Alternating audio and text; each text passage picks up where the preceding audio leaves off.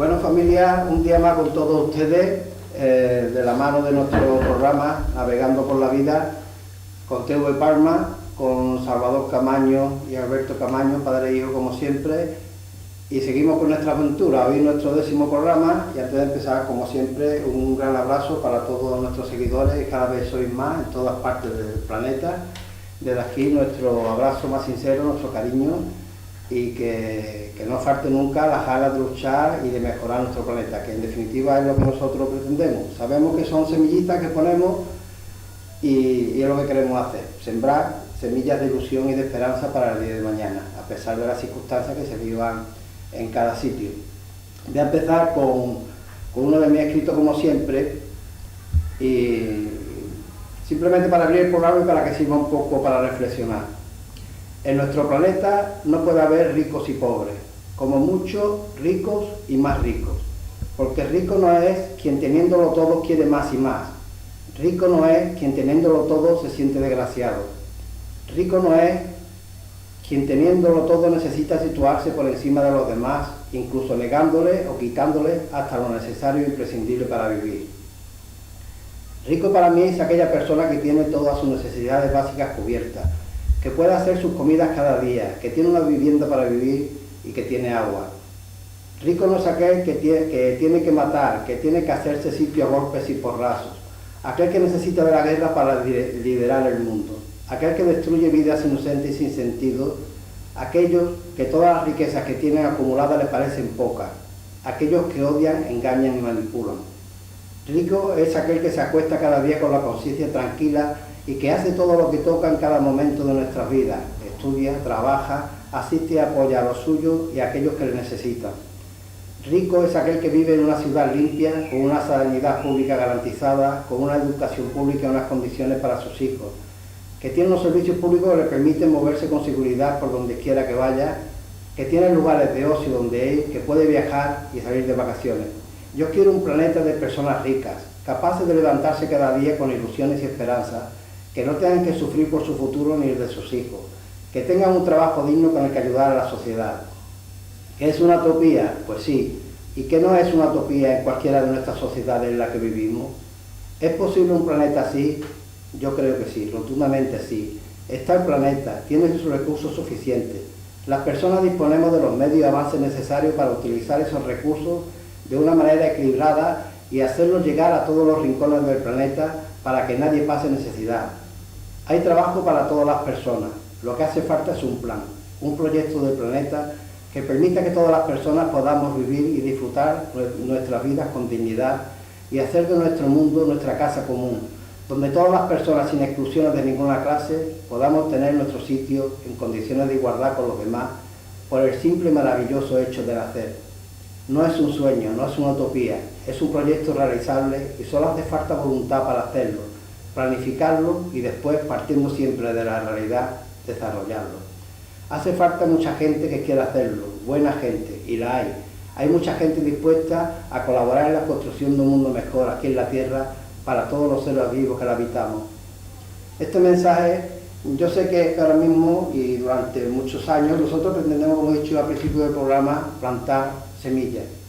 Y estos son solamente semillas que nosotros nos vamos a ver, los que estamos aquí, posiblemente ninguno de ustedes, pero queremos abrir ese campo a la esperanza de que un mundo nuevo es posible dentro del planeta en el que estamos, mientras no se demuestre que existen otros planetas donde podamos vivir y otros sitios mejores. Lo que hay es lo que hay. Y partiendo de esa realidad, hoy queremos presentaros a para mí una gran persona que se ha cultivado a sí mismo, una persona que siempre ha tenido la idea muy clara y que lo ha hecho mucho por llegar donde está y a la que le queda mucho recorrido por delante. Esta persona es Manuel Muñoz Rojo. Manuel Muñoz Rojo, que está aquí con nosotros, un saludo, un saludo. Muy buenas tardes.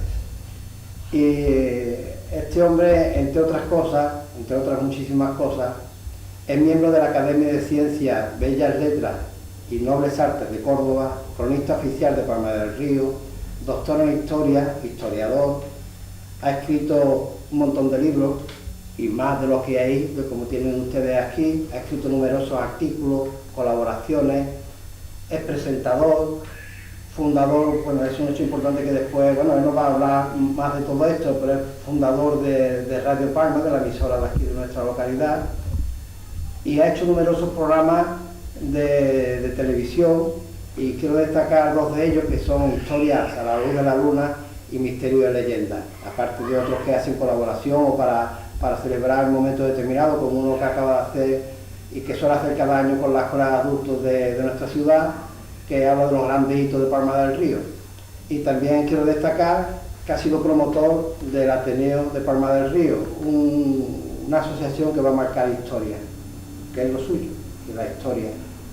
Manuel Muñoz Rojo, de las cosas que yo más valoro, aparte de todo su trabajo y de todo lo que... de las cosas que más valoro es cómo está consiguiendo acercar la historia a la gente sencilla de la calle, que es lo que más nos cuesta, porque siempre lo digo en casi todos los programas. La mayoría de la gente que vivimos en una ciudad, en un pueblo o en una capital, no conocemos lo nuestro. Tiene que venir la gente de fuera a enseñárnoslo. Y tú estás consiguiendo acercarnos la historia de una forma sencilla, de una forma que todas la podamos entender, de nuestras calles, de lo que es nuestra ciudad, de lo que hubo, de lo que estaba por venir. Manuel Muñoz Rojo, ahí tiene a muchísima gente, esto lo va a dar en todo el planeta. Muy bien, muchísimas gracias por la oportunidad que me dais. El que se lo pasa bien hablando de Palma del Río soy yo. Es decir, yo no hago ningún programa de televisión, en sí no me propongo hacer un programa de televisión. Cuando yo he realizado ahora recientemente, estos veranos pasados, Historias a la luz de la luna, yo estaba enseñando en Palma del Río, era la cámara que me grababa y luego se convirtió en un programa de televisión. Me pareció genial, pero al final lo que descubrimos ese inolvidable verano, la experiencia para registrar en el periodismo y en la historia, es que cuando nos aislamos por culpa de la pandemia, nos preguntamos qué podemos hacer este verano, no se puede ir en ningún sitio, estábamos con mascarilla, y entonces tomamos la decisión de, pues como no podemos ir en un sitio, vamos a enseñar Palma del Río. Y nunca me podía imaginar el éxito que tuvieron las visitas Historias a la luz de la luna durante todo aquel verano. Y a día de hoy la gente quiere que se vuelva a hacer y que visitemos nuestros recintos amurallados, nuestros templos, nuestros conventos, el cementerio, los parques, los jardines, los ríos, los pagos de huertas, en fin. Y yo he encantado de la vida porque es un aprendizaje mutuo. Después muchísima gente me aporta nuevos datos que luego incorporo y el hacerlo ameno es sencillamente porque yo me lo paso muy bien. Es decir, si yo estuviera sufriendo, me costaría trabajo poder dirigirme a la sociedad, a la cámara, y entonces lo que hago es que disfruto un montón contando cosas de Palma. Es que se te nota, vamos, te sale del alma, sí, estás hablando con toda la naturalidad, que no es ni una clase de instituto, ni es una conferencia al uso, sino vamos paseando, vamos con naturalidad, contando, y a mí me inspira el que pueda hacerlo en los lugares donde tengo referencia. Por eso cuando me llamaste y me ofreciste esta entrevista, una de las cosas que os agradezco que era elige el sitio. Y no tenía ninguna duda que ese sitio tenía que ser donde nos encontramos. Para quien pueda preguntarse, ¿y dónde están? Bueno, pues nos encontramos en una de las salas de la parroquia de San Francisco, del antiguo convento de San Francisco. Para mí, un lugar de referencia en mi vida, de mi infancia y juventud, porque se puede decir que aquí yo eché raíces, que aquí eché yo los dientes, que aquí me formé, aquí aprendí las primeras letras en la escuela del convento, aquí aprendí a leer y a hablar en público, y aquí desarrollé inquietudes que me han marcado para siempre. Es decir, no hay un lugar tan emblemático en mi vida como San Francisco. Por eso que con toda esa relación de responsabilidades que he asumido, la Real Academia, el Colegio de Periodistas, el doctorado en Historia, se te ha olvidado un título, el Monaguillo de San Francisco. Por ahí creo que pensar también al principio, quería decirte primero que porque después hablar de esa es la verdadera y la primera escuela de mi vida. Ser un sencillo testigo de lo que va pasando delante de ti.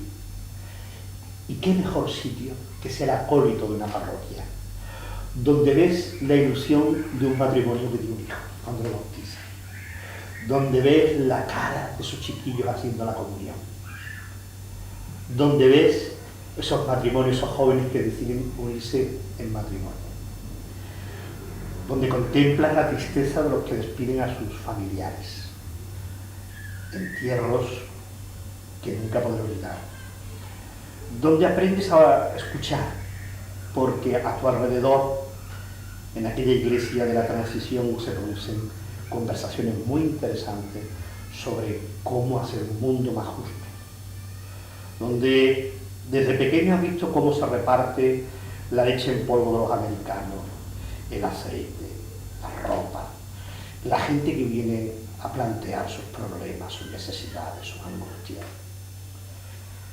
donde ves a generaciones de jóvenes buscándose a sí mismos en el compromiso social, en el movimiento obrero, en las inquietudes por cambiar Palma, en hacerla mejor. Este lugar está lleno de tanta historia. Aquí hemos visto a manifestaciones, a encierros de obreros en los años de la transición.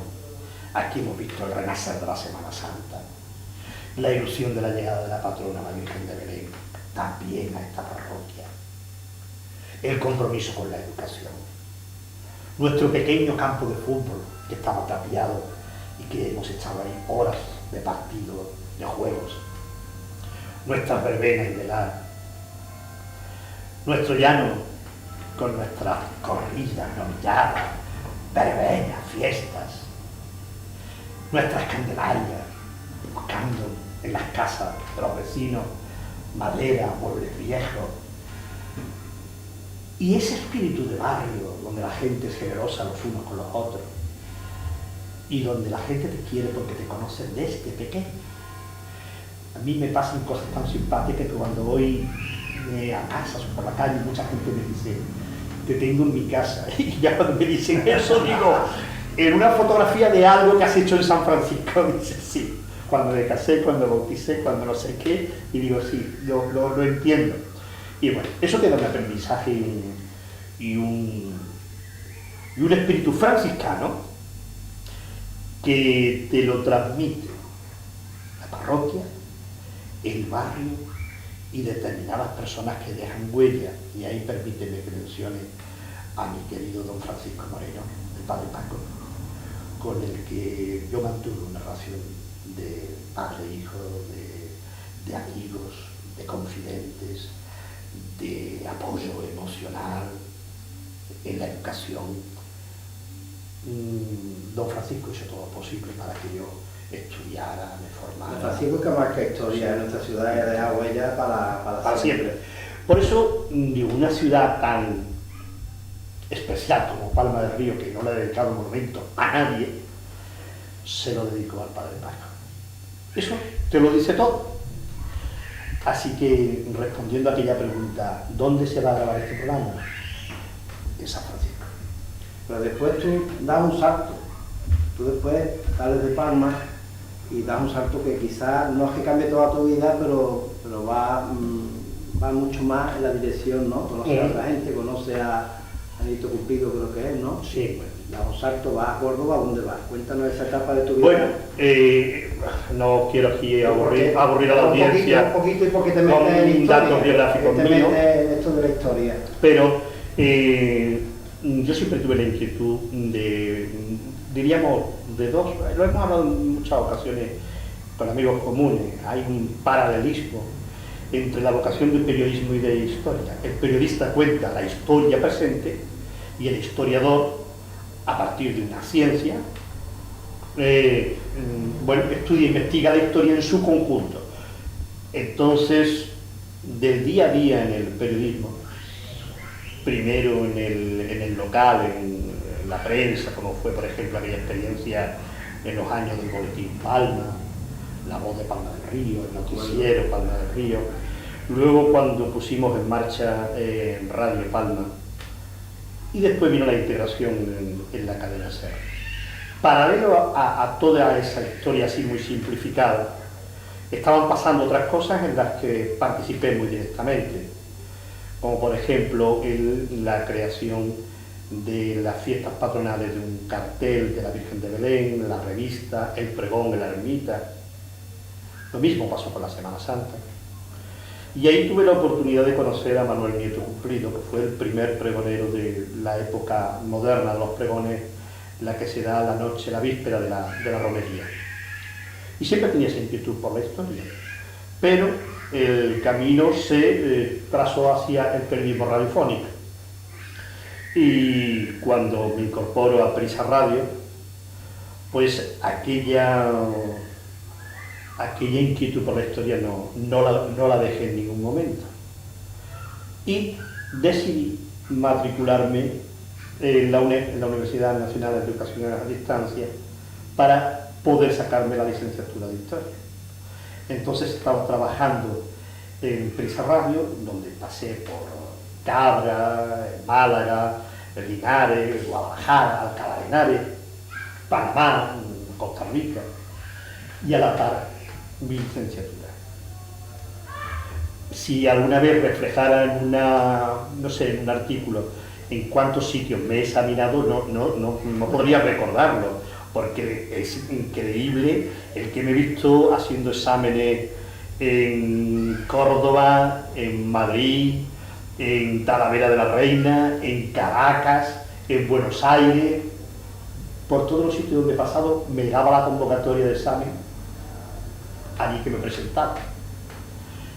Y efectivamente terminé la licenciatura y después hice un máster en investigación y después el doctorado y completé esa faceta que siempre me acompañó desde muy joven, que es mi vocación por la historia. Sin descuidar en ningún momento la labor radiofónica.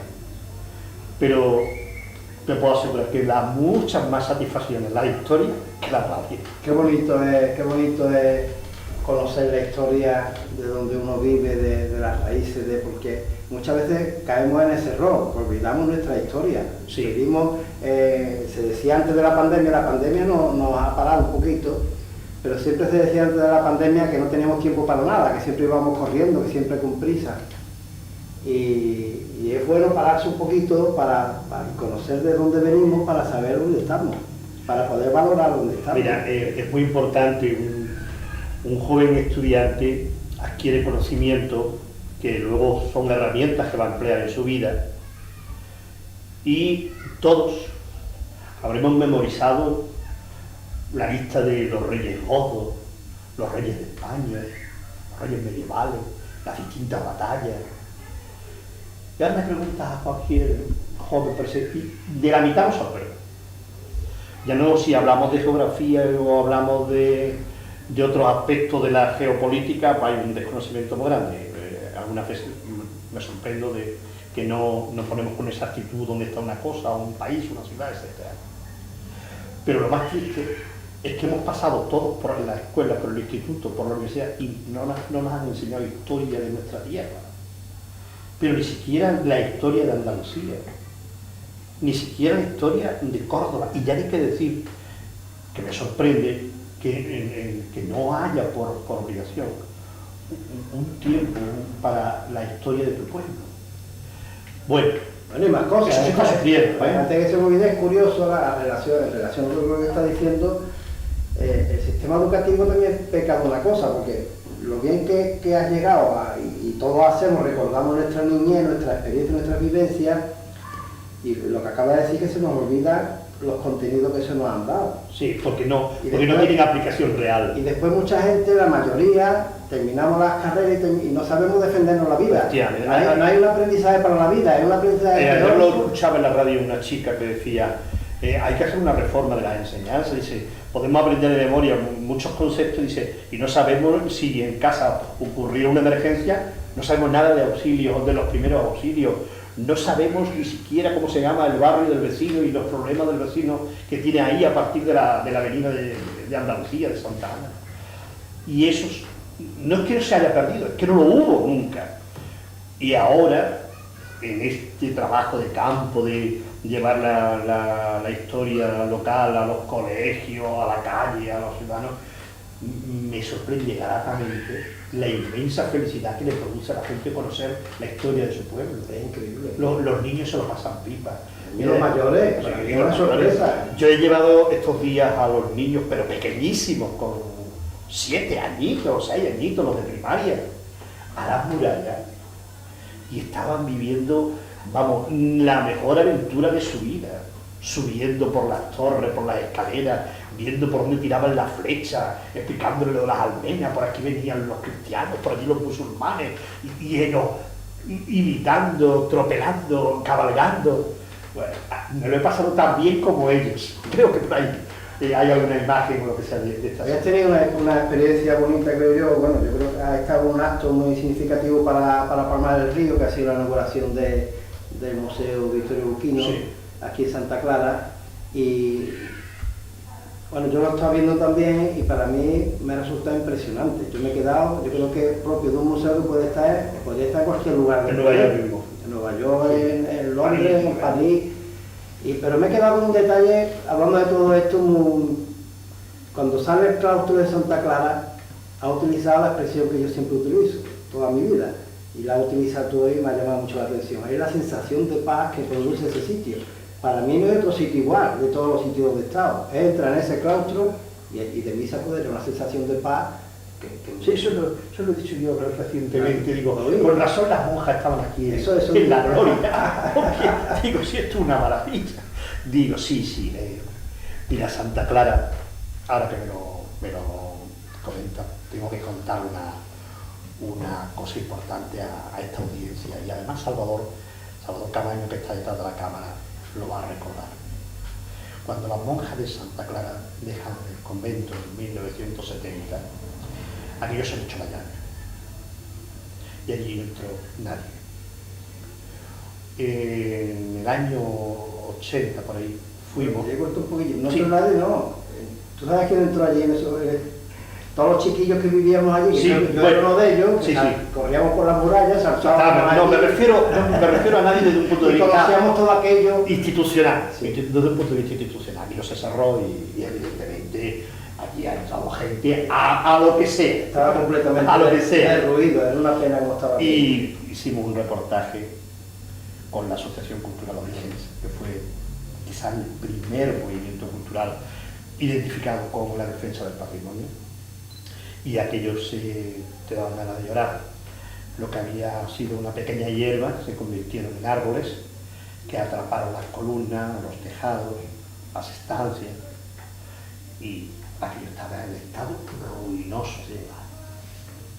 Cuando empieza todo el proceso de compra del edificio, se apuntalaron los tejados y una forma intuitiva de conservar los arcos, las columnas, etc. Hasta que definitivamente nacieron las escuelas talleres y aquello se reformó íntegramente y además fue una escuela de aprendizaje de oficio. Al resultado de hoy, Santa Clara es espectacular por su galería, por su artesonado, por la celosía, la cerámica, la olampilla. Y el claustro es la paz de Dios. Sus columnas, sus capiteles, sus arcadas apertadas, su fuente, vamos. Y que ahora allí, en un edificio tan histórico, se encuentre un museo con una proyección nacional e internacional, con la generosidad y la aportación de Vittorio Luquino, de José Víctor y de José Luis Medina, con unas colecciones de diseño, ropa, moda andaluza que ha tenido y tiene un éxito universal, ha pasado por las pasarelas de todo el mundo. Yo de verdad invitaría a que tengamos una mirada profesional y exquisita con este asunto. Debemos de ser generosos con quien pueden ayudarnos a que Palma del Río tenga un nombre internacional. Y en la medida de mis posibilidades, con todo el equipo de gobierno y con toda la corporación y con todos los ciudadanos, hemos peleado mucho por este proyecto para que fuese una realidad. Y esa realidad ha tenido unas veces dificultades.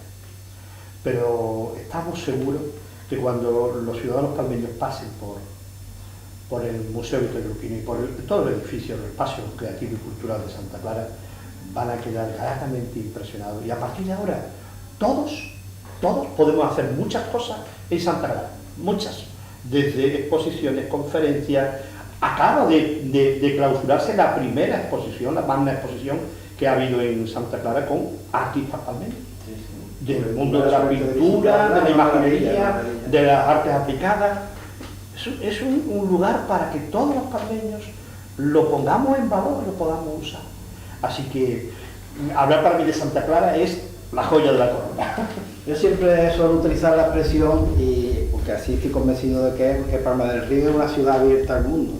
Y siempre digo en el Facebook, en todos los sitios donde yo participo, que me gustaría que todos los que nos veis a través de las cámaras de televisión vengáis a visitarnos, porque realmente merece la pena venir a Palma del Río, porque Palma del Río, debido a que ha tenido siempre la suerte de que estamos justo en la desembocadura de Genil en el Guadalquivir, ha sido una ciudad, un lugar de vida, y por aquí han pasado todo tipo de civilizaciones, todo tipo de personas de todos sitios. De hecho es continuo el intercambio de personas que vienen de todos los lugares del planeta. Y por eso siempre digo que Palma del Río es una ciudad abierta al mundo. Y estáis todos invitados, por supuesto. Y yo quiero que hables también de una cosa. Aquí tienes un montón de libros, te ha gustado, has tenido una experiencia de vida sensacional, has viajado mucho, has estudiado mucho y escribes. Cuéntanos un poco esa faceta tuya de escritor, y veo que tienes un montón aquí y más que hay, ¿no? Escritor de temas de historia, no tengo el don de la poesía, ni de la lírica, ni de la prosa, ya me gustaría a mí.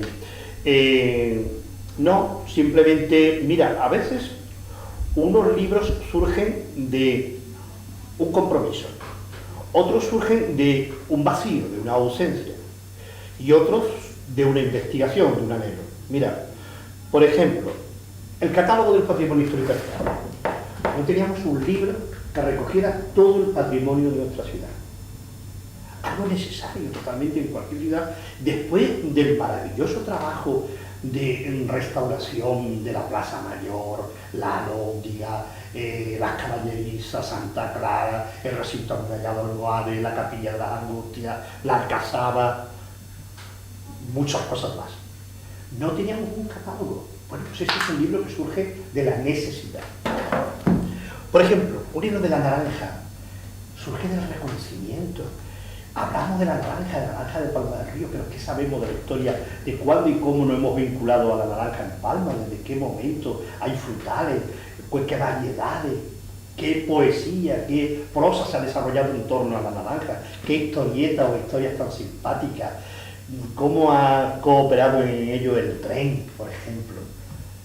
Me acuerdo de una anécdota, y es que cuando llega el ferrocarril a mediados del siglo XIX, hay vendedores de naranja de Palma del Río en la estación, entonces la gente compra la naranja a pie de ferrocarril. Paco de Lucía se llevó la naranja de Palma del tren. Transición. Esto es de la experiencia, esto es el anhelo de decir, todo lo que está pasando debemos de recopilarlo, porque la siguiente generación tiene que saber de dónde veníamos, cómo era la Palma del Río de los años 70 y cómo es la de hoy, Antonio. Las generaciones próximas no, las nuestras la nuestra ya. Los que no somos muy mayores, simplemente somos adultos, pero los que hemos conocido esa etapa de la historia de Palma del Río, a veces, cuando alguien dice determinadas cosas, digo, por favor, piensa en lo que está diciendo. Piensa en los colegios donde estudiamos nosotros, con los tejados de la vida, con las paredes acristaladas. Piensa en esas calles llenas de barro, sin luces, sin acera, sin agua potable, sin alcantarillado. Piensa en tantas cosas. Hay tantas cosas en las que pensar. Tantas cosas. Que dice, Dios mío, ¿dónde se ha puesto esta ciudad? Y lo más importante, que tú dijiste al principio de la entrevista, que es que esto no se estudia en los colegios, es una gran pena que no sepamos nuestra historia. Piensa que a lo mejor lo hemos tenido toda la vida de Dios, o que esto siempre fue así, o que esto no tiene mérito ninguno. No, esto es un compromiso porque, como tú has visto, un campo de fútbol en una gravera y hoy ves unas instalaciones deportivas, pues tú te maravillas. Cuando tú y yo hemos realizado tantísimas cosas en aquella Casa de la Juventud de la calle Ruiz Muñoz y hoy ves el espacio joven creativo, pues dices, esto son unas instalaciones como Dios manda. Cuando tú y yo y Salvador hemos pasado por el instituto aquel de forma octogonal y hoy ves ese magnífico edificio, pues es una inversión en educación, en los colegios, por ejemplo, del Colegio San Sebastián. Yo estudié aquí en el Colegio del Convento, que era un aula con el techo con unos Yo estuve con don Tomás, en la Escuela de Buen Suceso, en la Academia de don Tomás. Bueno, son tantas vivencias que yo dije, eso se tiene... Mira, y además, y ahí surgió mi pasión por la historia. En el año 75 ocurrió un acontecimiento, una noche de San José, y es que los obreros se metieron, se encerraron en la Asunción y en San Francisco, y la policía armada de entonces, los grises, desalojaron las iglesias. Al día siguiente, el periódico El Correo de Andalucía publicó 2 páginas dedicadas a lo que había pasado en Palma del Río. Aquello a mí me llamó muchísimo la atención, y aquellas 2 hojas las saqué del periódico y las guardé. Y cada vez que leía aquello yo decía, pero si esto es importantísimo lo que pasó aquella noche. Esas páginas nunca las perdí. Y hoy están enmarcadas en el despacho de Gabriel Castilla, del párroco de San Castilla, el párroco de aquí de San y están conservadas.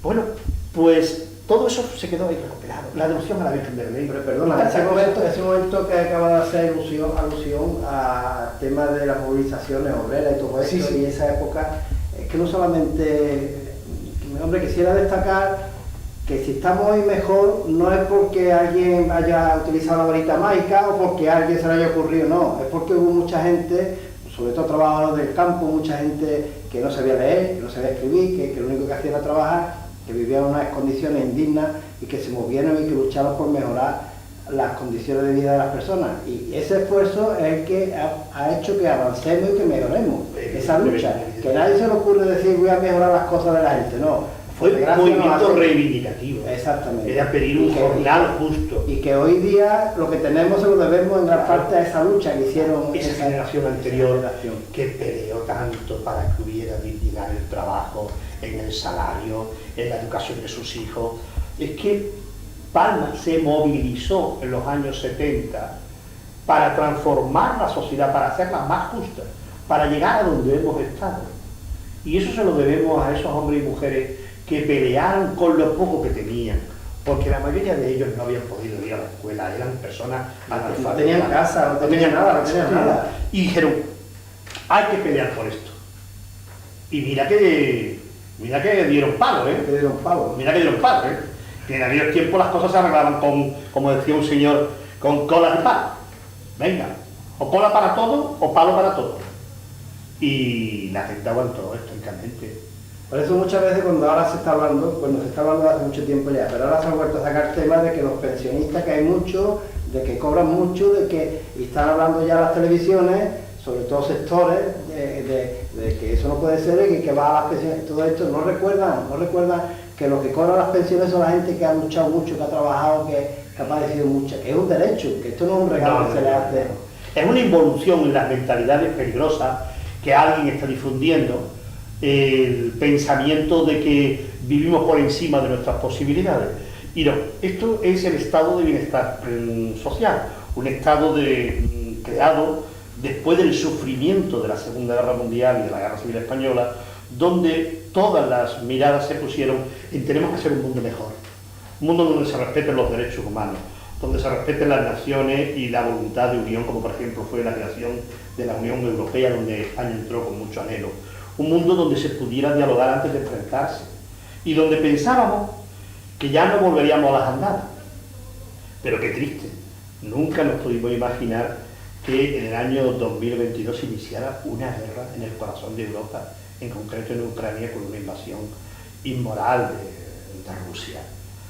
Pues porque aunque tú puedas pensar que este territorio es tuyo, no tienes ningún derecho a bombardear y a matar a las personas.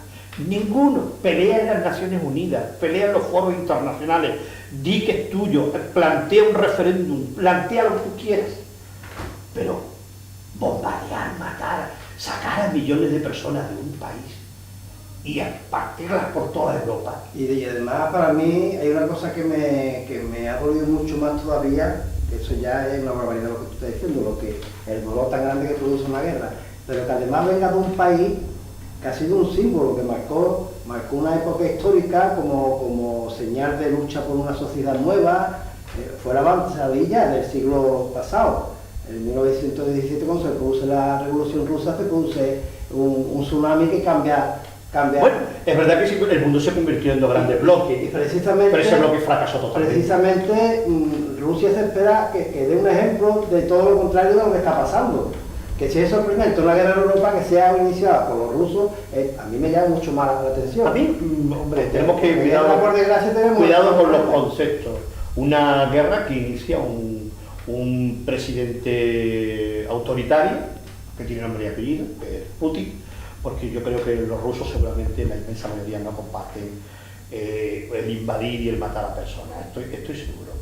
Pero las consecuencias son desastrosas, ya no solamente para Ucrania, sino que están como el que arroja una bomba atómica, está llegando a todas las latitudes de la Tierra y hoy está afectando al precio del carburante, de los alimentos, de la seguridad para poder pagar la luz, para poder tener una vida como la que queríamos antes de.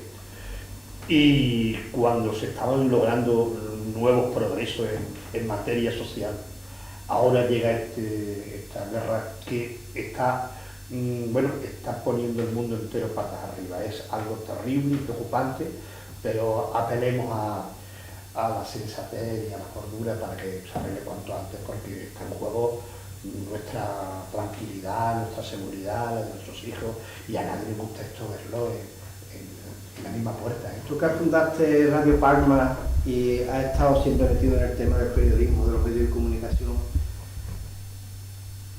¿cuál es tu opinión con respecto precisamente a eso, a los medios de comunicación, al poder de los medios de comunicación, el cómo los medios de comunicación pueden llegar a manipular la información, a tergiversarla, a crear opiniones? ¿Cómo ves todo eso? Porque hoy día, ahora mismo, durante la pandemia especialmente, la mayoría nos hemos centrado, nos hemos informado a través de las televisiones, de las emisoras de radio, y cada uno nos creamos una idea de dónde vivimos, del mundo, nos la creamos en función de la emisora que escuchemos. ¿Qué visión tienes tú de eso? ¿Qué opinión te da a ti todo eso?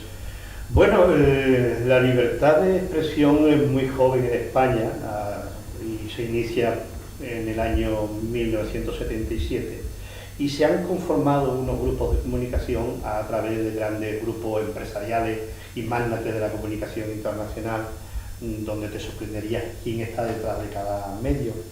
Yo siempre digo que cuando veas un programa o veas algo, infórmate de quién es el dueño. ¿Qué intereses persigue? Depende de quién sea, pues así dará. Los medios de comunicación españoles están un poco atrincherados.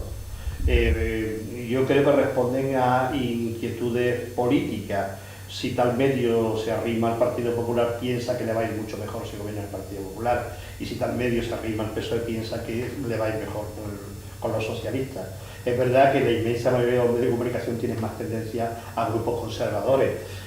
La pluralidad hoy por hoy está garantizada, pero es verdad también que hay muchos intereses detrás de los medios de comunicación y no todo es tan claro como debería de ser. Pero todavía tenemos la oportunidad de contrastar, de distinguir la verdad, de no dejarnos manipular y sobre todo no caer en guerra sucia, pero son muy necesarios los medios de comunicación. Yo prefiero un periódico, una emisora, una televisión para contrastar una información que, por ejemplo, las redes sociales, donde cada uno se lanza ahí y dice la barbaridad que quiere decir y sin contrastarla. Eso no es periodismo, eso es opiniones y a veces incluso manipulaciones. Sí, los famosos bulos que estamos... De gente experta en usar las redes sociales para crear confusión en la sociedad. Yo siempre transmito, sobre todo a la gente joven y a todas las personas de todo tipo, les quiero transmitir la idea de que es muy importante la formación personal y la información. y sobre todo mostrar una postura crítica ante todos los medios de comunicación, por supuesto también con nosotros, lo que estamos diciendo nosotros, porque cada uno tiene su idea, cada uno tiene, y nosotros desde nuestra realidad, cada persona debe de ver y valorar si eso es cierto, si no es cierto, o si tratan de engañarme, si tratan de manipularme. Yo creo que tenemos que tomar conciencia, por eso es tan importante conocer nuestra historia, para conocer nuestra realidad, para que no nos engañen. Y es muy importante estudiar y formarse, eso es fundamental, y eso es un mensaje, siempre se lo mando a la gente joven, porque aunque cueste, es la base de vuestro futuro, es la raíz de todo lo que después podáis desplegar el día de mañana. Iñaki Gabilondo, maestro de periodismo por excelencia, ha dicho muchas veces: yo puedo mentir, yo puedo equivocarme, pero no mentir. Y hoy algunas veces escuchamos programas donde la persona que se está dirigiendo al micrófono está vilmente mintiendo e incluso en algunas ocasiones despoticando y ofendiendo a personas, pero con una desfachatez que luego te contesta que eso es la libertad de expresión. No, eso es mala educación, eso no tiene nada que ver con la libertad de expresión. Tiene que haber un respeto al prójimo, a las personas, y no entiendo cómo se puede coger un micrófono o una red social o lo que sea, un programa de televisión, y decir: ahí va, voy a empezar a decir barbaridades de X personas, de X formación política, no sé, a veces demasiado libremente, porque nuestra Constitución, una de las cosas que protege es el honor, la confidencialidad, el respeto al prójimo, y me sorprendió que eso no salta nada. Hay una cosa que siempre nos ha enseñado desde chicos a todos, que es que tenemos que escuchar a los mayores, respetar a los mayores, porque ellos nos van a enseñar cómo es la vida un poco, y sin embargo eso que tú estás diciendo es clave para enseñar lo contrario. Estamos viendo no solamente en ciertas emisoras, sino incluso nuestros políticos en muchas ocasiones, cómo utilizan el insulto, la descalificación, la mentira. Eso es muy grave. Y si una persona que hace eso, un grupo político que hace eso, sea el que sea, sin decir ningún tipo de nombre, en mi opinión, si un grupo llega a conseguir el poder, lo que le está transmitiendo a la gente joven, le está transmitiendo a la gente que viene, a las generaciones venideras, que vale todo para llegar a conseguir un objetivo. Y eso hay programas de televisión que animan a que se puede hacer lo que sea por conseguir el éxito, ya sea programas de estos, ¿cómo se llama? No sé la palabra exacta, programas que promueven el insulto, pegarse voces, la crítica y además gente joven que se mete en una isla y se puede decir lo que te da la gana o hacer lo que quiera, y los jóvenes pueden pensar: pues este es el modelo de sociedad, o no, ni mucho menos, pero tampoco hagamos una extensión de decir los jóvenes son así, ni mucho menos. La inmensa mayoría de los jóvenes son muy sensatos y muy preparados. Estamos en la generación mejor preparada de la historia de España, jóvenes que tienen ya perspectiva de respeto de género, de convivencia sexual, social y de entendimiento hacia los demás, en la generación más abierta y más comprensiva con el prójimo. Y hablando de esto, nuestro programa, como ya saben todos ustedes, se llama Navegando por la Vida, y siempre queremos insistir, independientemente de la persona que esté con nosotros. Hoy tenemos la suerte de que tenemos un gran historiador, una gran persona que conoce la historia y que ha viajado, conoce a muchísimas clases de personas, mucha gente, muchas ideas. Nuestra idea es transmitir alguna idea para ver de qué forma, desde lo que hemos sido, desde donde estamos ahora mismo, qué le podemos transmitir a las generaciones venideras, qué le podemos decir como objetivo para mejorar nuestro planeta, para mejorar nuestro mundo, para que esto cambie. Porque me estoy pensando para otros programas traerme una bola porque unos tenemos la suerte de nacer en Palma del Río, o en Andalucía, o en España, tenemos la suerte, pero hay personas que tienen la mala suerte de nacer en otro sitio donde no tienen que comer, donde no hay libertad, donde no tienen ni agua, las criaturas, y viven peor que muchos animales aquí en nuestro pueblo ahora mismo. Es una pena. ¿Y cómo podíamos cambiar eso? ¿De qué forma se podía cambiar? Teniendo en cuenta que nosotros vivimos en un planeta que de ahí no podemos salir, a no ser que con el tiempo se descubran otras formas y eso. Y entonces tenemos un planeta en el que tenemos, en mi opinión, recursos suficientes. Tenemos medios, tenemos conocimientos y cada vez vamos avanzando más en esos conocimientos. Si en lugar de esto que estamos hablando, que hemos venido hablando de las guerras, de la violencia, de las mentiras, de los insultos, cambiásemos esa orientación hacia eso que yo quiero definir como un proyecto, como hablamos el otro día con el arquitecto, con José Antonio. ¿Cómo verías tú? ¿Qué forma se podría iniciar eso? ¿De qué forma se podría hacer? Yo sé que es un sueño, que es una utopía. ¿Sí? No rehuyo la pregunta, lo que estoy es pensando de que llevamos mucho tiempo trabajando por construir ese mundo. Al entrar en esta sala me he encontrado este versículo de San Juan y también me acuerdo de aquellas palabras de amarás al prójimo como a ti mismo. Si actuamos con el prójimo como quisiéramos que los demás actúen con nosotros, ¿cuántas cosas no haríamos? Si tú quieres una felicidad, un bienestar, y tú dices, si yo solo quiero para mí, lo tengo que querer para el prójimo. Y tenemos capacidad, inteligencia, recursos, y a la vez incluso líneas políticas para corregir esas desigualdades. La vida no puede ser un accidente. Todos vivimos en el mismo planeta. Y como tú bien has dicho, por el hecho de que uno nació en Europa y otro en América Latina o en Asia o en los países africanos, no debería de estar condenado a ese sufrimiento. Y muchas veces decisiones nuestras son las que causan esa fatalidad. Mira, una de las consecuencias de la guerra de Ucrania es la imposibilidad de sacar el trigo para África. Eso va a provocar una hambruna. Y automáticamente todas las organizaciones, las ONG solidarias, van a apelar a que ayudemos porque faltarán alimentos, faltarán medicina y faltarán otros recursos.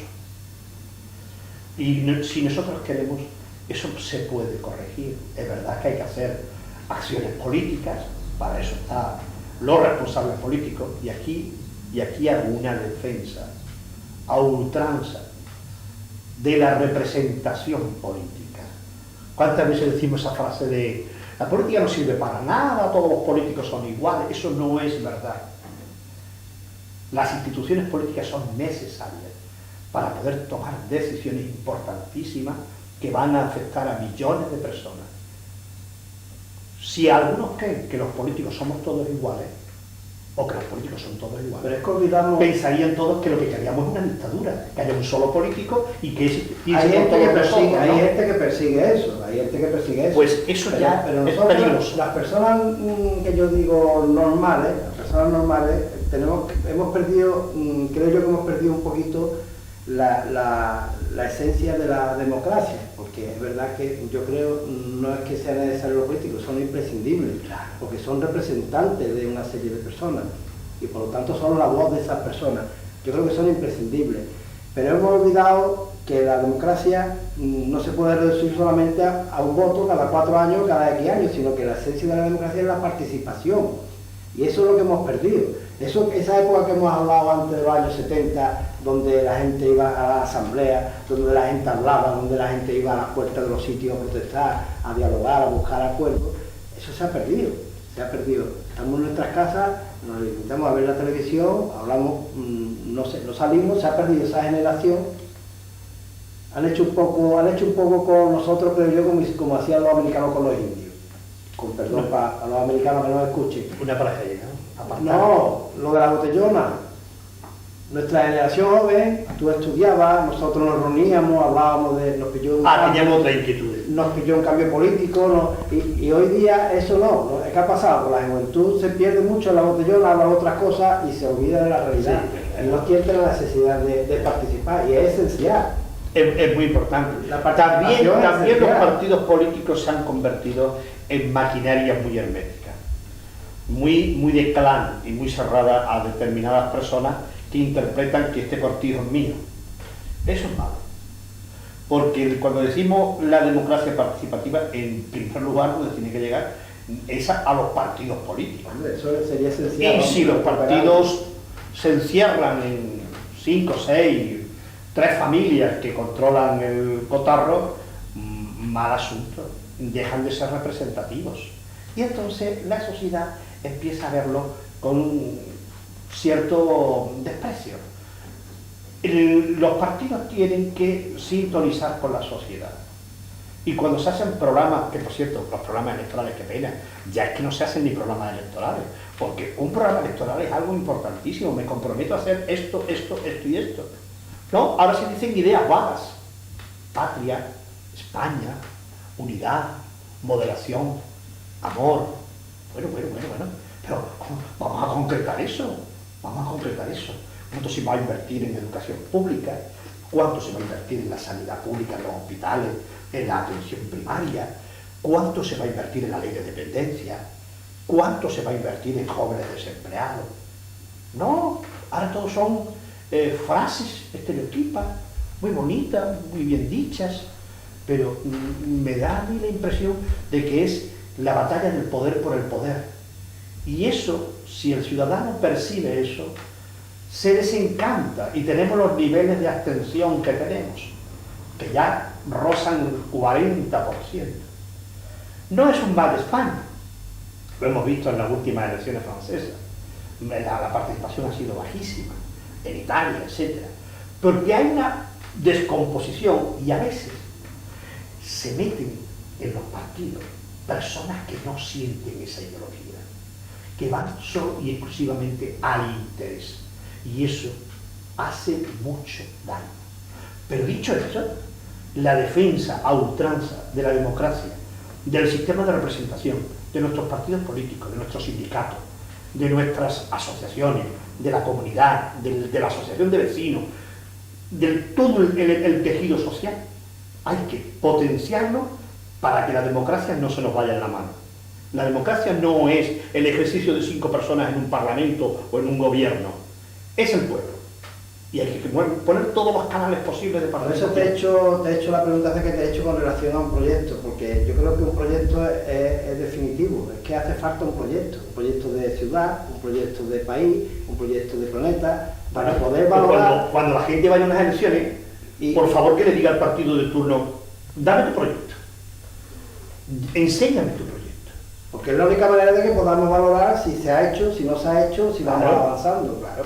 Mira, yo he escrito aquí una cosilla Dígame. en relación a este tema, con esto de, hablando concretamente, ya que ha sacado el tema de la política y todo esto, esta tensión que hemos vivido estos años de ataque en el Congreso, de difamación, de todo esto, de este cambio político en Andalucía, ahora gana la derecha después de tantos años de estar el PSOE, de estar la izquierda, todo eso a mí me ha cuestionado, y yo he escrito este cachito, es muy chiquitito, y dice: izquierda y derecha conforman las dos partes de un todo que puede ser un cuerpo, una ciudad, una región, un país o incluso un planeta.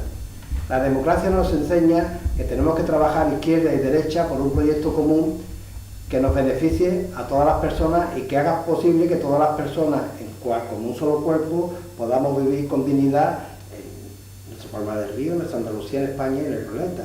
Yo creo que es fundamental esa parte. Porque a mí me da mucha pena cuando entre un partido, sea el que sea, y lo que ha hecho el otro no me vale, fuera, y yo lo cambio todo eso y ahora hago otra cosa. Y empezamos, Bueno, en los 4 años sí, hacemos lo mismo. pero a veces se dicen cosas en los mítines, en las campañas electorales, que van muy a la galería. Luego cuando llega la realidad del día a día del gobierno, donde dije Diego Alba no se dice tanto, Pero no ese se es el problema, porque tú sabes lo que yo quiero decirte con esto, que muchas veces decimos: ha ganado el partido de izquierda, ha ganado el partido de derecha, pero lo que nunca se dice, nunca se escucha es cuándo va a ganar Ciudadanos normal. Mira, el partido que gane, lo que tiene que tener, la primera preocupación, lo que tiene que tener es por todas las personas que están desempleadas y por todas las personas que tengan una necesidad del bienestar social. Es decir, no voy a dar clases aquí de política yo a nadie, pero lo primero y fundamental es que ningún ciudadano se pueda quejar de la sanidad pública tan brillante que hemos tenido, porque tenemos la mejor sanidad del mundo, y ahí sí te puedo decir, porque he viajado y lo he comprobado en mis carnes, que me acordaba enormemente de mi centro de salud de Palma del Río, cuando uno viaja y dice, Dios mío, qué sanidad tenemos en España, y cómo en los últimos años se ha devaluado, y cómo puedes hacerse colas de meses para que simplemente un médico te vea, o que ese médico te llame por teléfono para decirte, dime qué tienes, pero ¿cómo te voy a decir por teléfono que tengo la necesidad de que me veas el pie, el órgano afectado, la mano, el ojo? Y cuando uno ve todo eso dice, si simplemente la gente lo que quiere, lo que queremos es que nos atienda bien un médico, que garanticemos unos buenos colegios a nuestros hijos y que tengamos un empleo digno que nos permita vivir y somos más felices que vamos, que el primero que se ponga. Pero luego se crea este malestar, se deteriora la sanidad, no se ayuda a la educación pública e incluso a veces se protegen intereses bastardos de otra naturaleza. Bueno, eso hay que mirarlo, eso tenemos que revisarlo, de verdad. Ahora tenemos tenemos la semana que viene creo que un encuentro de la OTAN en España, no sé si se ha hecho alguna vez antes o... Bueno, es con motivo precisamente, me parece, del 40 aniversario del ingreso en la OTAN. Imagínate lo importante que sería que estos señores de tantos países del planeta, así como señores de la ONU, que se supone que representan a todos los países del planeta, en lugar de hablar de guerra, de armas, hablasen de la necesidad de la gente, de superar los problemas de la gente, eso que tú has dicho, de buscar trabajo, de buscar que la gente viva un poco mejor en todos los sitios. Pero el mundo es como ¿No es. crees tú que puede faltar voluntad? El mundo es como es, y al final necesitamos unos sistemas de defensa internacionales. ¿Quién le iba a decir a Suecia y a Finlandia que iban a pedir el ingreso en la OTAN? Si nosotros miramos nuestra historia más reciente, el pueblo español, en su inmensa mayoría, cuando se dijo de meternos en la OTAN, no digo de un plebiscito ni nada, de meternos en la OTAN, el pueblo español no lo aceptó, no vio aquello bien, y fueron manifestaciones multitudinarias las que protestaron por aquello en el gobierno de Carlos Sotelo, que nos metió en la OTAN. La propuesta del gobierno socialista en aquel momento fue que no entráramos en la OTAN. Bueno, luego se sometió al pueblo español a un referéndum porque ya dentro era una estructura muy difícil de abandonar. Pasado el tiempo, hoy yo creo que la inmensa mayoría de los españoles ya no ven tan mal la pertenencia a la OTAN, porque es como decir, pertenecemos a una alianza que garantiza la seguridad, no que va a iniciar la guerra contra nadie. La OTAN no va a invadir Marruecos, no va a invadir Portugal. La OTAN sencillamente es una unidad de intereses de defensa internacional. Evidentemente, ante una provocación como la que acaba de ocurrir en Ucrania, países que siempre han luchado por su neutralidad, por su no beligerancia, etc., han recurrido a llamar rápidamente a la puerta de la OTAN y decir, protegernos. Claro, eso lo provocan las políticas de bloque y otras cuestiones. Pero en eso no soy experto. Procuremos luchar por la paz.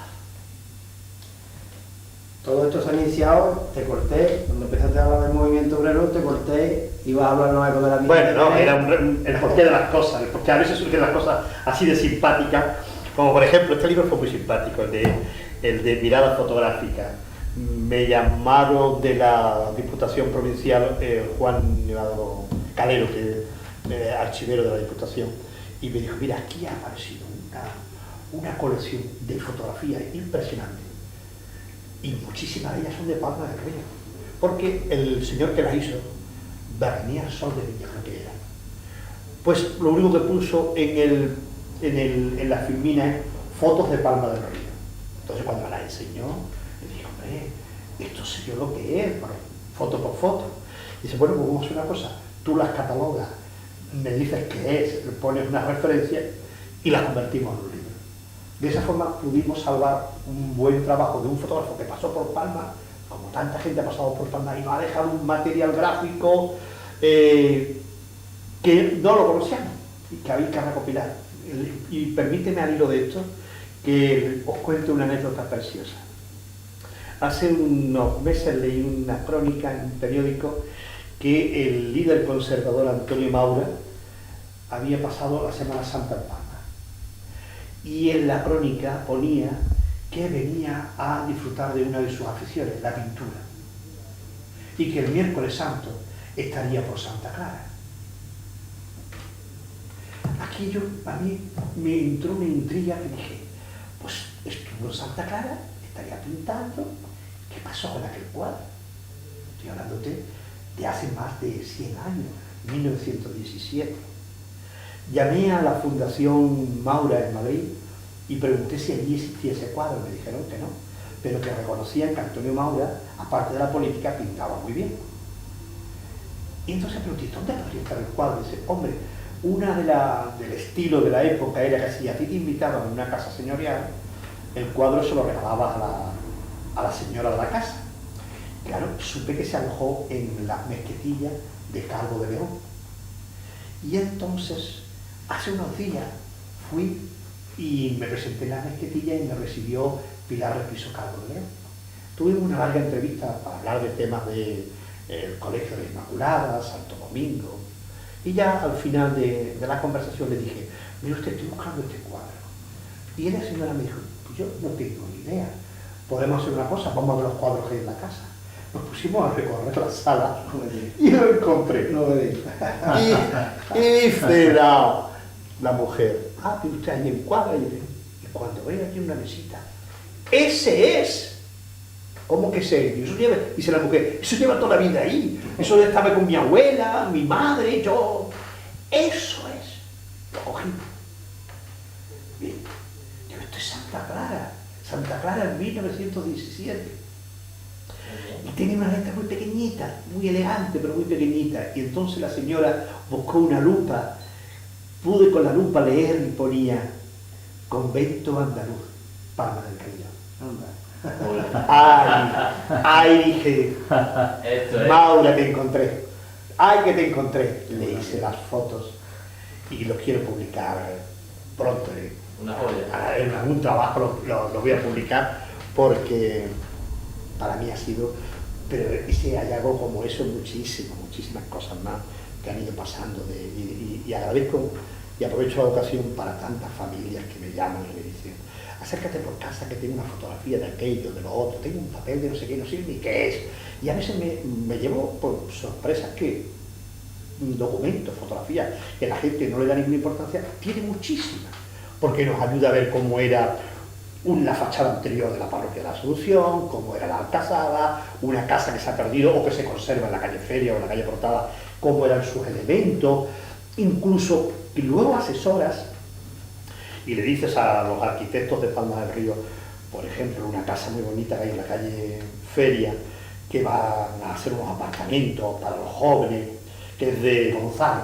Sí. Y en lo alto hay un escudo de un castillo y le dije a Ginés, el arquitecto, digo, cuidado, ese escudo hay que respetarlo, si vaya a tirar la fachada, la vaya a reformar, hay que recuperarlo, porque ese es el escudo de la familia que hizo esa casa y que vino de Valencia y que era uno de los que vendieron y sacaron la naranja de Palma del Río a tierras valencianas y ha quedado allí su escudo para siempre. Bueno, pues ese escudo nos ayudará a interpretar la época en que venían familias murcianas, valencianas, a trabajar el regadío y las naranjas de Palma del Río. Como también en su día comprenderemos que gracias a las familias que llegaron de Jaén y del norte de Granada, de Benalúa, de Alcalá la Real y de otros pueblos, llegaron esas familias que tenían un mejor conocimiento del regadío y que pusieron en valor pues parte de la Vega, del Pandero, del Remolino y de otras tierras de Palma. Y son pequeños vestigios, pequeñas huellas, que como un trabajo de arqueología se saca y te da un tiempo de historia. Qué bonito es hablar con Manuel Muñoz Rojo de nuestra historia, porque lo siente y le sale de una forma tan natural y es que es tan bonito descubrir cosas que no conocemos, porque es que nos ayudan a saber quiénes somos. Ninguno hemos aparecido aquí de buena primera. Todos sabemos que tenemos una historia familiar, de ciudad, en cualquier sitio del planeta, y eso nos ayuda a entender un poco qué pintamos aquí los seres humanos en todo esto. Para mí es una maravilla hablar contigo, ver tus programas en televisión, leer tus libros, es una maravilla, y quiero darte las gracias. Yo me lo paso muy bien. Navegar por la vida significa eso, estar dispuesto a abrirse a la aventura, a aprender, a informarse, a hablar con la gente, a dialogar, como bien ha dicho Manuel Muñoz Rojo. No se trata de buscar peleas, de buscar enfrentamientos, distanciamientos, sino todo lo contrario. Todos navegamos en el mismo barco por el universo que es la Tierra, y creo que nosotros, nuestras generaciones, tenemos que sembrar semillas de esperanza para que este mundo mejore poquito a poco y consigamos algún día, que nosotros nos veremos, como decía al principio del programa, que nuestro planeta sea una casa común, donde todas las personas podamos vivir dignamente y donde todas las personas podamos ser ricos, como decía al principio, porque como bien dice Manuel Muñoz Rojo, una persona que tiene una casa, que tiene su grifo para beber agua, que tiene su frigorífico y tiene sitio donde comprar comida, y tiene su trabajo, y tiene sus niños estudiando, y su educación, y su sanidad, es que eso es riqueza. Yo creo que eso es ser rico, y yo creo que eso como mínimo tenía que tenerlo cualquier persona en cualquier sitio. Yo con esto vamos a despedir el programa. No sé si quieres decirle algo porque este programa lo van a ver en muchos sitios, ¿verdad? Bueno, en primer lugar, muchísimas gracias por la oportunidad. Bueno, estoy ahora en dos proyectos que próximamente daremos a conocer. Un amplísimo libro, casi enciclopédico libro de la Semana Santa de Palma del Río, la historia de la Semana Santa de Palma del Río, que es un proyecto con 14 historiadores fantásticos, me lo estoy pasando muy bien. Lo que pasa es que es un trabajo lento y hay que contrastar muy bien todo lo que estamos escribiendo. Luego para noviembre vamos a tener en Palma un congreso sobre la historia del convento de Santo Domingo, que no ha sido muy estudiado. No hemos entrado mucho en Santa Clara, en las murallas, en San Francisco, que le dedicamos 500 años del convento de San Francisco, y la historia de la presencia de los dominicos en Palma del Río, con su continuidad con las terciarias franciscanas, es algo muy interesante. Y por delante, muchas historias a la luz de la luna que va a haber cada verano, cada día, y bueno, como esto es pasión, pues mientras Dios me dé salud y energía, esto no es un trabajo que ya me jubilé, ya se acabó. No, esto te acompaña siempre, esto se acompaña siempre. Y que todos hagamos todo lo posible para que ese mundo de progreso, de libertad, de justicia, de oportunidades, no lo perdamos, por favor, no lo perdamos, porque hace unos días, y tú compartes muchas de las cosas que hablamos, una de las cosas mejores que nos ha podido pasar en la vida es el acceso a la educación. La educación, la cultura, es un instrumento, algunos dicen un arma, yo prefiero decir un instrumento que cambia el mundo. Y gracias a haber tenido en Palma del Río instituto, gracias a la vocación de muchos profesores que nos animaban, como don Antonio Montero, a estudiar, a luchar, a pelear por un mundo más justo, pues yo no voy a cejar en reivindicar que educación y sanidad son los pilares fundamentales para construir un mundo mejor. Gracias, Antonio. Y la alimentación, no olvidemos nunca que la alimentación, porque si no comemos y no tenemos agua, difícilmente podremos hacer, como bien se ha hablado antes, todo esto de la guerra. Esto lo único que provoca es destrucción, enfrentamiento, y sobre todo que se destruya mucho alimento que va a perjudicar a mucha gente. La alimentación tiene que llegar a todas las personas en cualquier sitio, y tenemos que velar porque todas las personas podamos tener lo mínimo imprescindible para disfrutar de esta gran aventura que es la vida. Pues nada, muchísimas gracias a todos ustedes, esperamos que os guste, y como he dicho antes, Palma del Río es una ciudad abierta al mundo, y estáis todos invitados, todos y todas, y cuando vengáis aquí preguntad por Manuel Muñoz Rojo, porque os va a enseñar todos los detalles y cualquier rincón de nuestra ciudad, y vais a disfrutar con él y con todos nosotros. Muchísimas gracias por estar ahí un día más. y pronto volveremos a vernos.